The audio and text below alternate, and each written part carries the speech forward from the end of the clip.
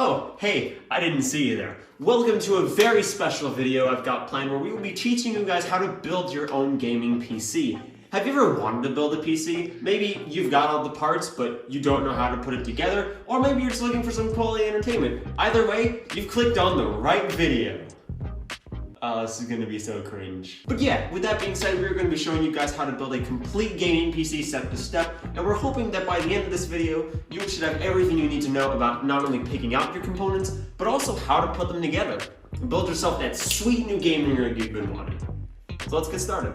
So the first place that I like to start with any gaming PC build is the processor. Now this is really more so the brain of the system, and it will impact a lot of your performance across the board. So today we're going to be taking advantage of the Core i5-11400. Now of course, this has been, like all of most modern gaming CPUs, an incredibly popular processor. Then of course, it'll not be the easiest to find, although we will have links for all of the components we're using in the description of this video, but something like this is a pretty good place to start. Now when it comes to building yourself a gaming PC, the gaming part of it's kind of important, and that is where a graphics card comes in. Now for the purposes of this build, we've opted to go with an EVGA GTX 1650 Super. This is, for the CPU we've been pairing it with, a relatively mid-end card. It's not, something incredibly over the top like an RTX 3090 or something like that. But this is a pretty solid option, especially if you want to build something in that high but not really extreme kind of price category, which is what this whole build is going to be about. The next piece we're going to look at is a little bit more complicated, and it is your motherboard. Now, there are plenty of things to keep in mind when choosing a motherboard, but the most basic version of it is this.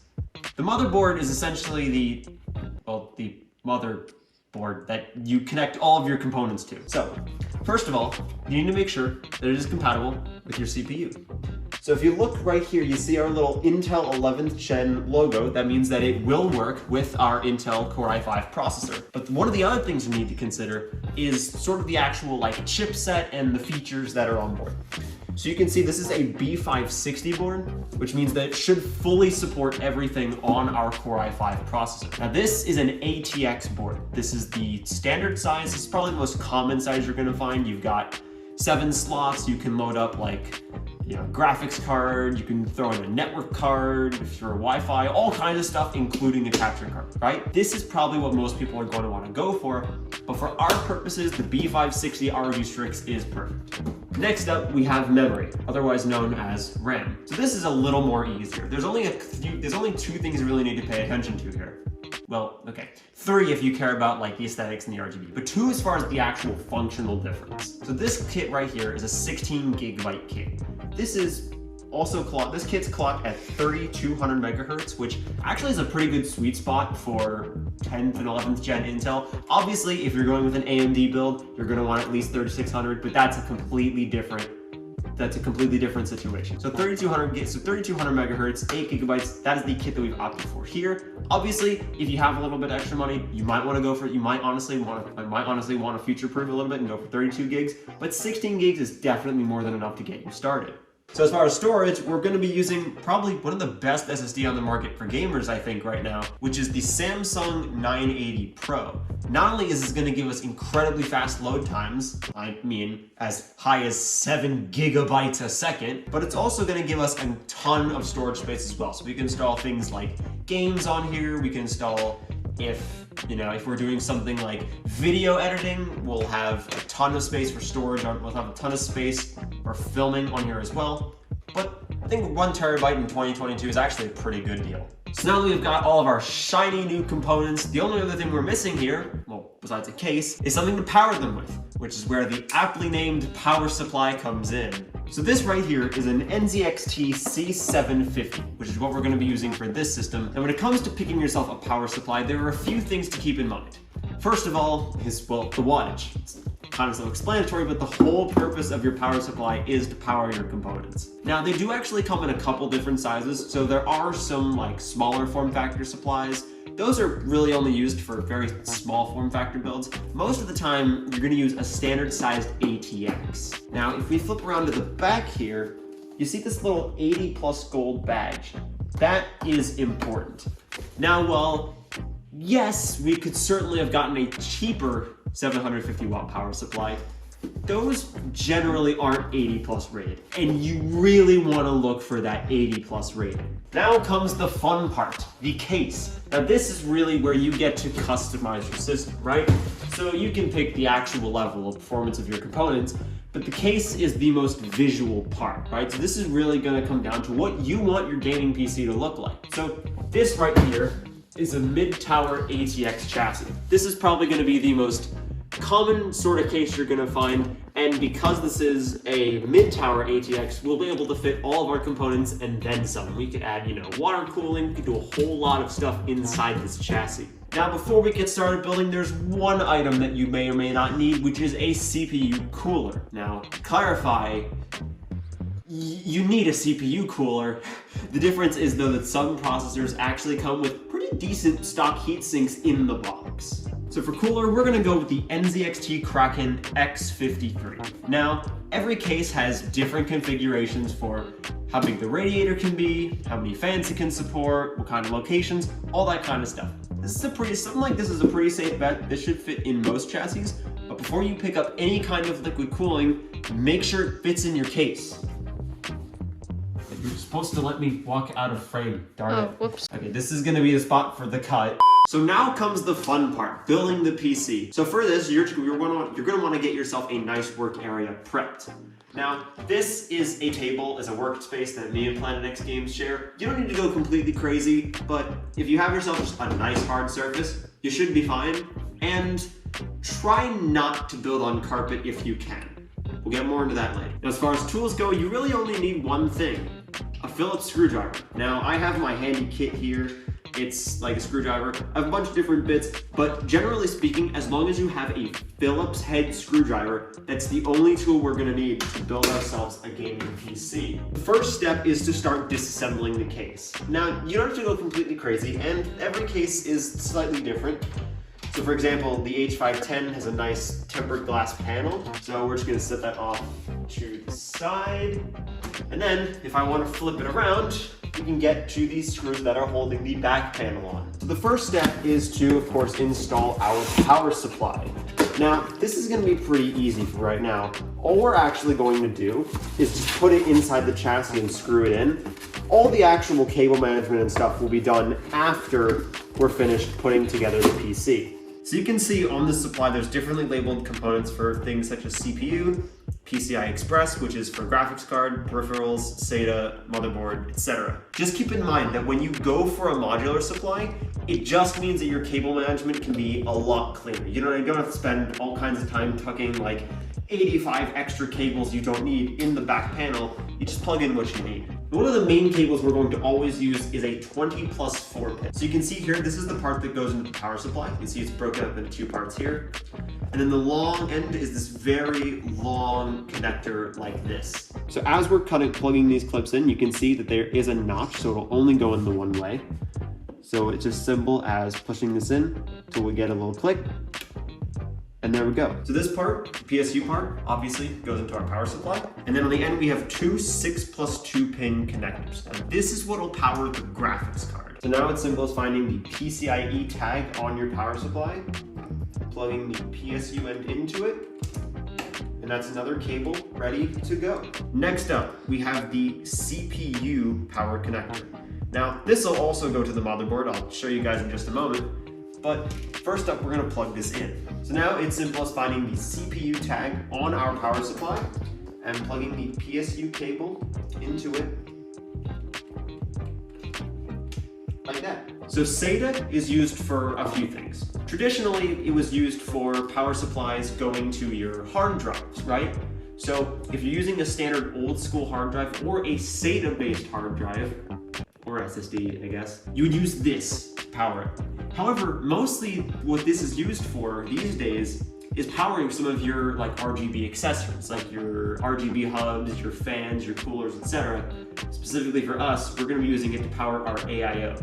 And we're just gonna plug it into SATA, just like that. So now, with all of our cables attached to our power supply, now it's time to install it in the system. So, for this system, we're gonna take our power supply, we're gonna face the fan upside down, away from everything else, and start screwing it in. So now it's time to grab the little baggie of screws that came with your power supply. Again, the ones that you're not supposed to lose, like I almost did, and start screwing it in. So when it comes to screwing in, not just the power supply, but for a lot of stuff, when it comes to screwing in your PC, it pays to do it in a cross pattern. So you don't just kind of want to go in a circle. So you saw I just did that top screw. So now we're gonna go to the bottom one so that we're evenly applying pressure. You don't want to be too forced, you just kind of want to have it like in a little bit. But with that, we have our power supply installed and you have your first step to building a gaming PC complete. Look how easy that was. Alright, so now let's get into building some of the more fun components, at least in my mind. So for this, we're going to need a few items. We're going to need our memory, have that handy. Also grab yourself the M2 SSD. Of course, if you are using a standard SSD or a hard drive, you can install that later, but for M2, you're gonna want that right now. You'll also wanna grab yourself your processor. So in this case, our Core i5. And last but not least, you're gonna want the motherboard. So the next step is we're gonna unwrap the motherboard. Now, for newer builders, this is going to be the scariest part because it's a piece of electronics that is a little bit sensitive to static electricity. So try not to grab it from like the actual PCB. Instead, you can see there's a lot of like metal components here. It's not really too much of a big deal, but generally speaking, you want to try to grab it by components that are a little bit more like durable. It's ultimately up to you. But once you actually have it out, set it down on the box that it came in. If you do have like an anti-static work mat, that'll work perfectly fine, but because cardboard is not electrically conductive, we're pretty good there.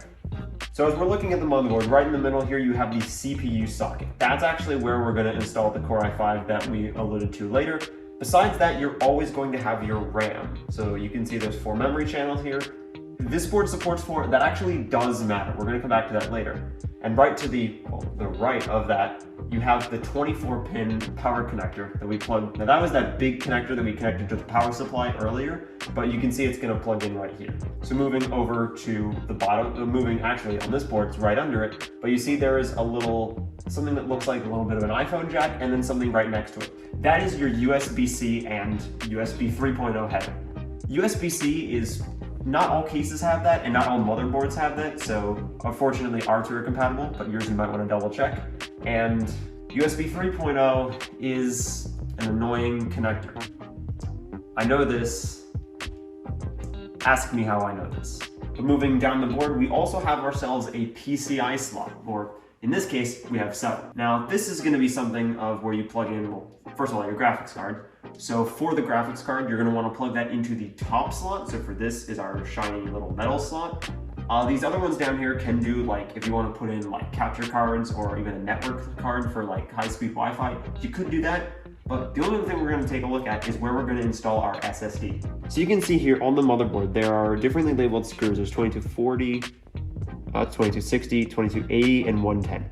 80 is by far going to be the most common size of SSD, but if you don't know, you can always just sort of roughly measure it. When it comes time to install it, you want to pay attention to where the socket is and also pay attention to these little gold contacts. It is going to be keyed, which means it'll only go in one way.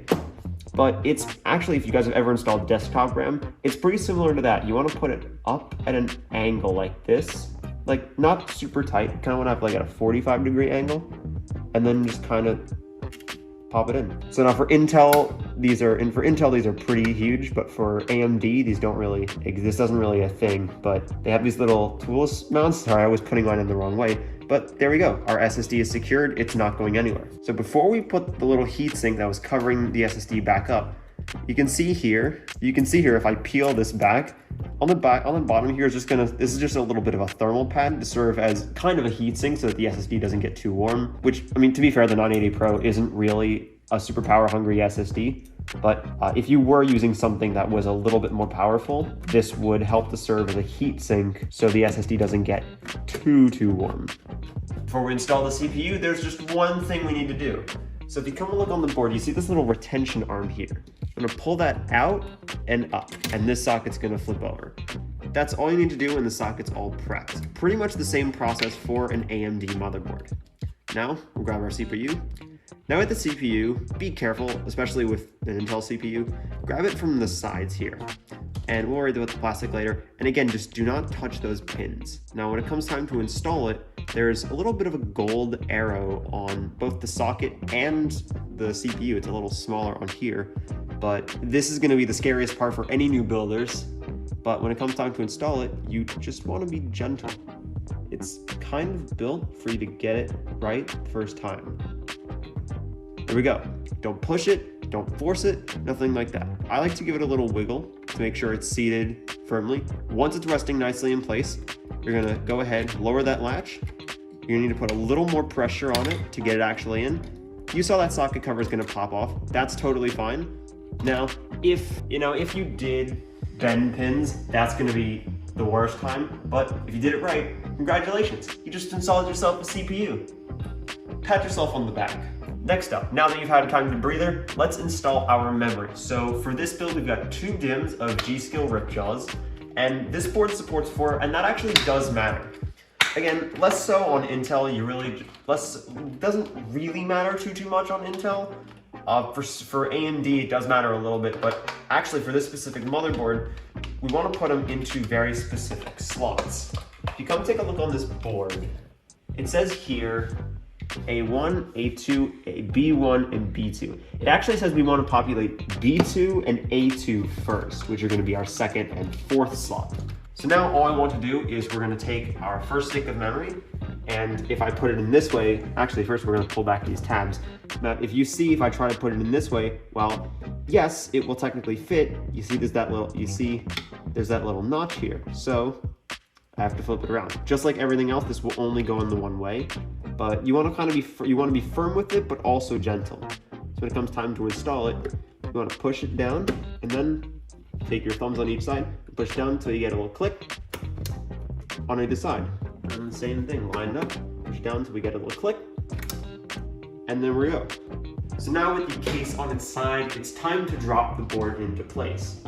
So if you come inside and take a look, you can see that there's a bunch of little standoffs here. There's 3 standoffs on the bottom, on the middle, as well as on the top. Now, if you have a case that does not have these pre-installed, they will come inside the little box or bag of hardware that came with your system.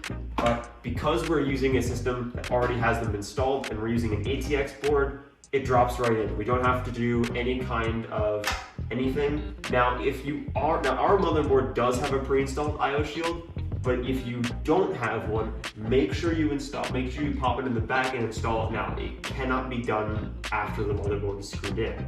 You turn my phone off? You're rolling. Camera rolling? Yep. Okay.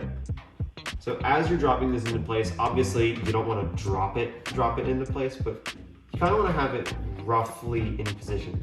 Unfortunately, I've been cursed with very large hands, which are well less than ideal for something like this, if I'm being honest.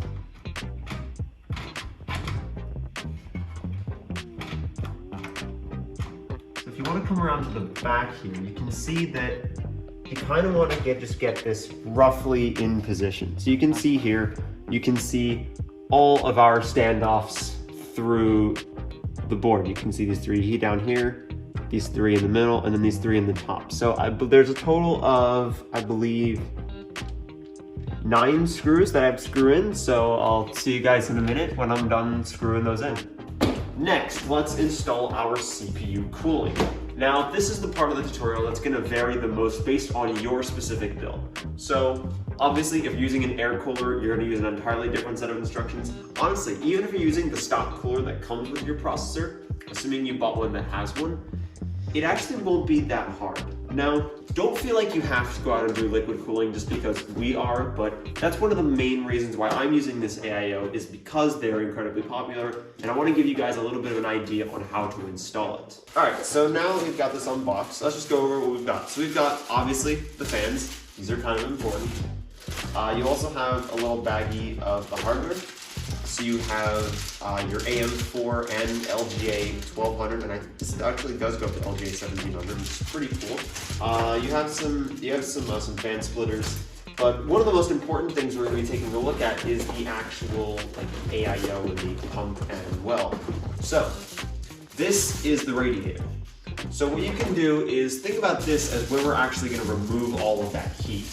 So one thing to pay attention to right now is just sort of how the airflow works on a fan. So you can see like this is the front of the fan, this is where air is being pulled in from, and this is, well, the back of the fan. So this is where air is coming out. So before we actually put in the liquid cooler, we're just going to take this out. Now not all cases are going to have this, but this is essentially a bracket. So now we're going to actually start screwing the fans in. And one thing to note is that when you buy this cooler, you have two lengths of screws. You have short screws and some long screws.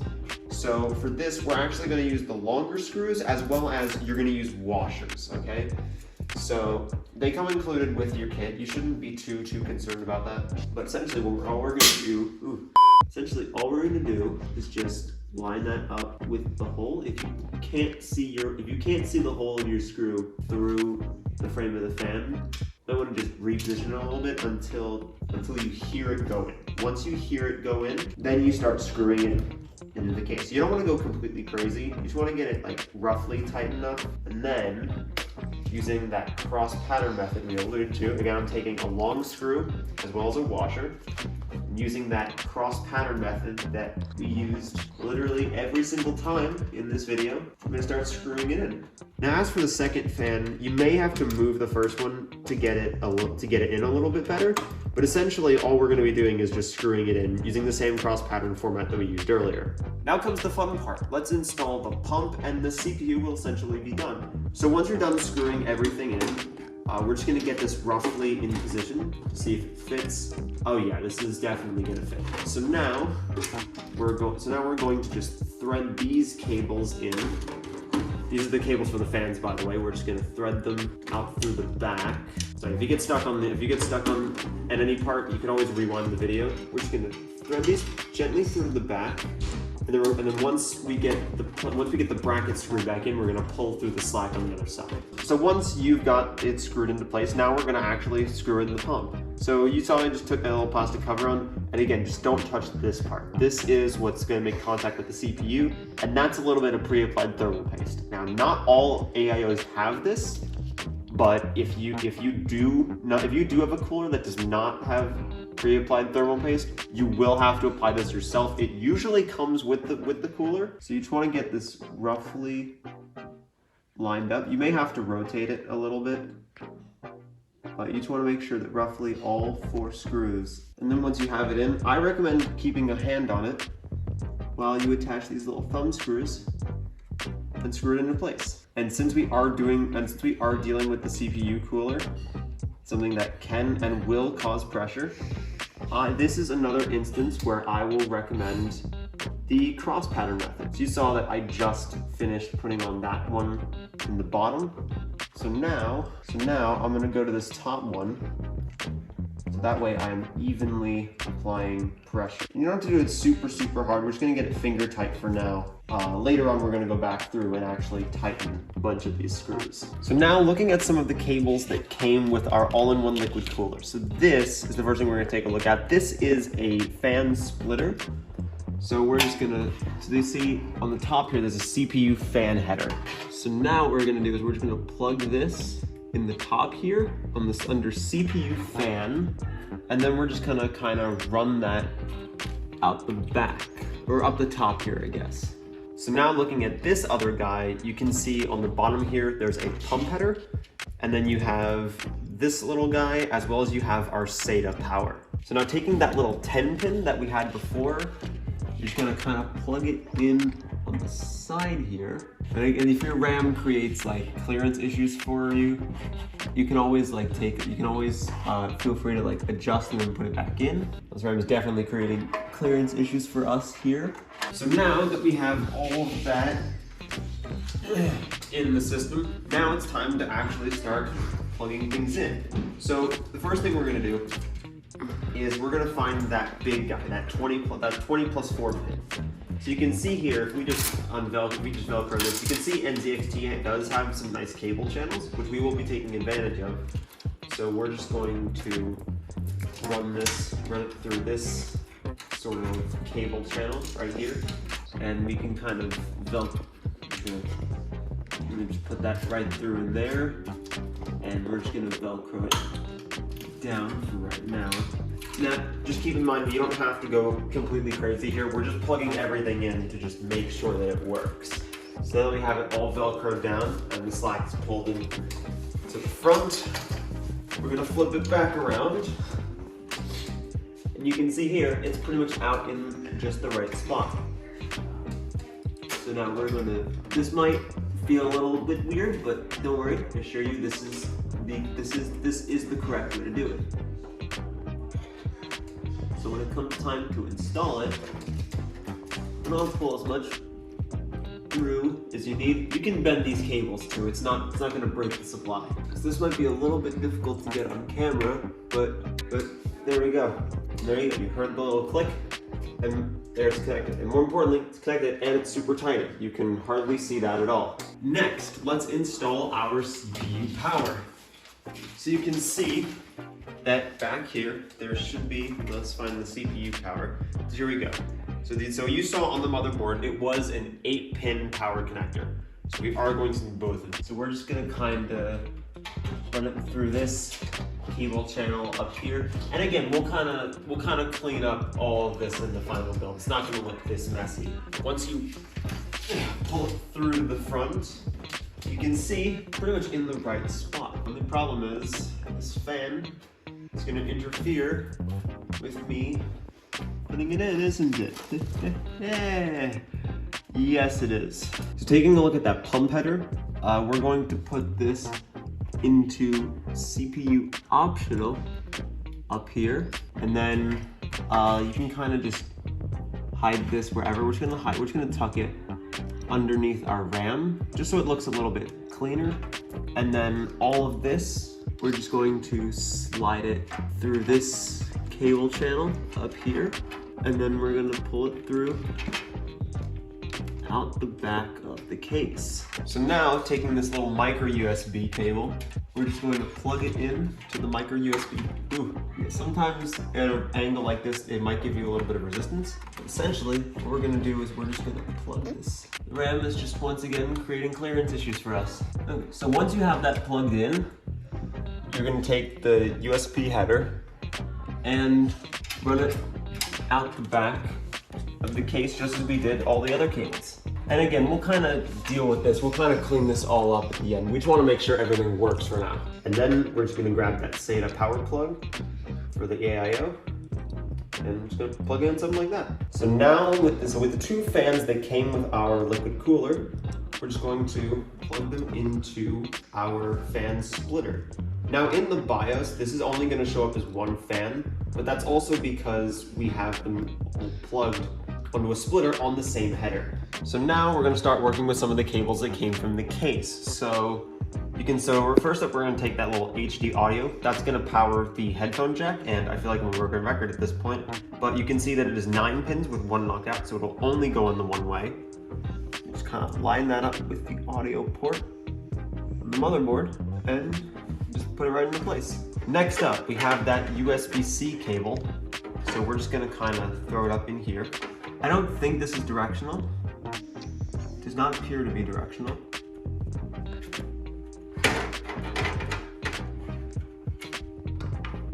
But you just want to sort of, seems to be very directional. I also seem to have had it right the first time. I definitely did. But you just want to plug it in, something like that. Next up, we have the USB 3.0 header. Now, this one is relatively hard if you don't know what you're doing, but we're just gonna plug this in like that.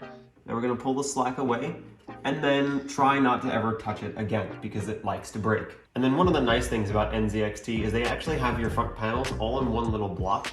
They did give you that little cheater if your board is different, but we're just gonna plug that right down in here into the front panel header. And then taking that micro USB cable from our AIO pump, just gonna plug that into a USB header, just like that. And that, my friends, is an almost completed gaming PC.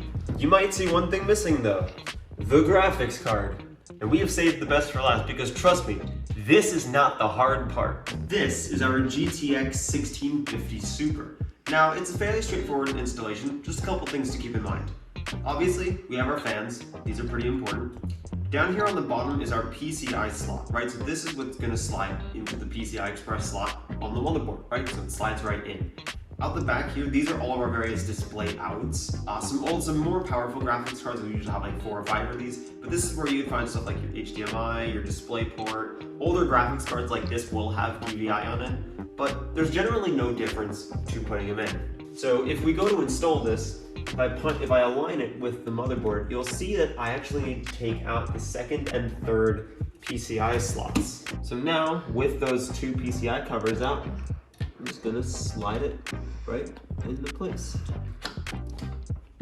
And now, because this is a relatively heavy graphics card, I would recommend keeping a hand on it while you screw it into place. Otherwise, not necessarily going to want to stay.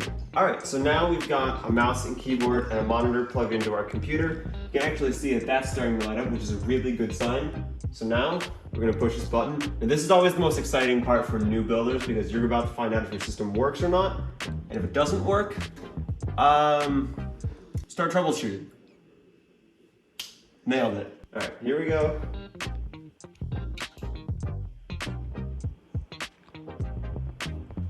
Hey, okay, so wait. We have the fans on our AIO are spinning. Our CPU is spinning. Okay, so it appears I didn't plug a couple fans in. We're gonna go do that, and I'll be back to you guys in just a minute. Yes. Okay, so we've got it to work. You can see here, so we've got a Core i5 11400. Total memory, 16,000 megabytes. It's about 64 gigs. USB devices total, it says we have 3 keyboards and 1 mouse, no idea why that. Samsung 980 Pro, 1 terabyte. CPU installed, I did not put a new CPU in. Press F1, okay. And we should, if I did all this right, we should be entering the BIOS. All right, so here we go.